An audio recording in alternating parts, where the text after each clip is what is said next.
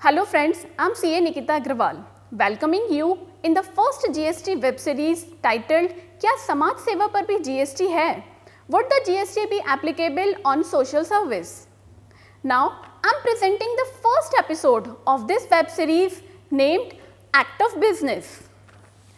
यूँ तो समाज सेवा या फिर मैं कहूँ सोशल सर्विस हर ग्रंथ में, हर रिलीजन में एक उच्च स्तर का कार्य माना गया है, जिसको कोई भी एक पर्सन, कोई भी एक इंडिविजुअल अपनी अर्निंग में से कुछ पोर्शन निकाल के एज अ काइंड और इन अ मनी की फॉर्म में समाज की भलाई में लगा सकता है, या फिर कंपनी अपनी एक रिस्पॉन्सिबिलिटी को बनाते हुए सोशल एक्टिविटीज़ में परफॉर्म कर सकती है, या फिर कोई भी पर्सन एक इंस्टीट्यूशन और ट्रस्ट ओपन करके डोनेशन रिसीव करके अपने उस डोनेशन को किसी भी सोशल एक्टिविटी में इन्वॉल्व कर सकता है।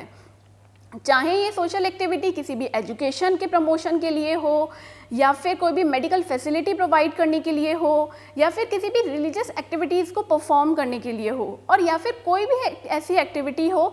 ज़रूरी नहीं है कि इन जो तीन मैंने अभी एक्टिविटीज़ बोली यही एक सोशल एक्टिविटीज़ होंगी।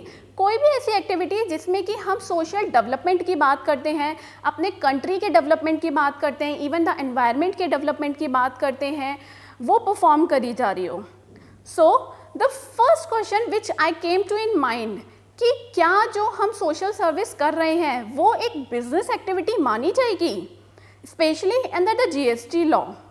बेसिकली जो सोशल सर्विस होती है एक ऐसी एक्टिविटी है जिसमें कि हम अपनी सोसाइटी या फिर हम अपनी कंट्री या फिर हम अपने एनवायरनमेंट को सर्व करते हैं अपनी सेल्फ विलिंग के हिसाब से। और अगर हम जनरल पैरेलल्स में देखें तो बिजनेस का मतलब हो गया कि अपने आप को एक ऐसे एक्टिविटी में करना जिसमें कि हम कमर्शियल एक्टिविटीज़ को परफॉर्म कर रहे हैं। अगर इस चीज़ को अगर मैं सिंप्लीफाइड वे में बोलूं तो ये कि कोई भी ऐसी एक्टिविटी को करना by any person, may be it is an individual, it is a corporate entity, it is a company, it is a partnership, it is an LLP, it is a society, it is a trust, body of individuals, association of person। कोई भी एक ऐसी activity ये persons अगर करें जिससे कि trade और कॉमर्स में अगर वो हो, वही बिजनेस कहलाता है। But under the GST law, under section 2 subsection 17 of CGST act gives a definition for the term business. I am only referring the clause A and a B of this particular subsection, where it says that business includes any trade, commerce, profession, vocation, manufacture, adventure, wager or any other similar activity, whether it is for a pecuniary benefit or not। अगर ये सारी activities से related जो भी ancillary activity होगी उसको भी हम बिजनेस ही मानेंगे। पेक्यूशनरी बेनिफिट है या नहीं है ये देखना ज़्यादा ज़रूरी है किसी भी एक्टिविटी को बिजनेस मानते हुए। Let's take an example. Mister Joy business करने के लिए उन्होंने एक प्रोविजनल स्टोर ओपन किया अहमदाबाद में। वहाँ पे वो लोकल एरिया में एक प्रोविजनल स्टोर ओपन किया है उन्होंने, जहाँ पे वो FMCG प्रोडक्ट्स को सेल करते हैं। चूँकि उनका इंटेंशन जो है एक हैंडसम प्रॉफिट अर्न करने का है, देयरफॉर ये जो एक्टिविटी मिस्टर जॉय कर रहे हैं वो एक बिजनेस एक्टिविटी मानी जाएगी। Let's take an another example. Mister Kind ने एक इंस्टीट्यूशन ओपन किया जहाँ पे वो एक डोनेशन रिसीव करते हैं और साथ में इस डोनेशन को किसी एजुकेशन के प्रमोशन में और मेडिकल फैसिलिटीज़ में एक्सपेंड करते हैं for the benefit of the society in the local area और in the nearby area. चूँकि ये जो डोनेशन वो रिसीव कर रहे हैं और जो ये सोशल एक्टिविटीज़ में इसको एक्सपेंड कर रहे हैं, यहाँ पे वो कोई भी प्रॉफिट्स अर्न नहीं करते, सिर्फ जो भी थोड़ा बहुत जो भी उनको अर्निंग होती है वो उसको उसी में ही एक्सपेंड कर देते हैं for the benefit of the society.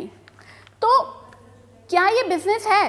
क्योंकि यहाँ पे मिस्टर काइंड कोई भी बेनिफिट्स अराइज नहीं कर रहे, अंडर द GST लॉ इसको बिजनेस माना जाएगा by referring to the clause A of section 2 subsection 17 of CGST Act।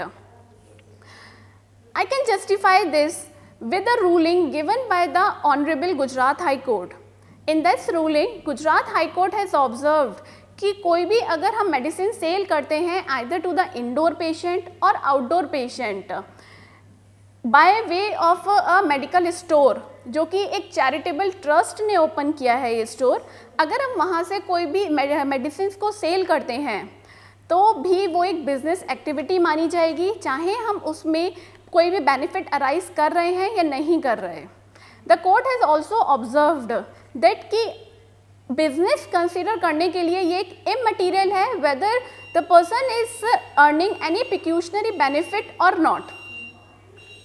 So therefore the activity जो मिस्टर काइंड कर रहे हैं can be treated as a business, और चूंकि यहाँ पे consideration in the form of donation involve है तो ये सप्लाई भी मानी जाएगी, therefore it can be treated as a taxable also. This is not my final opinion, this is not my final opinion. Stay tuned for my other episodes to have a clear picture on whether the GST be applicable on a social service or not. Thank you for your patience and stay tuned for my second episode.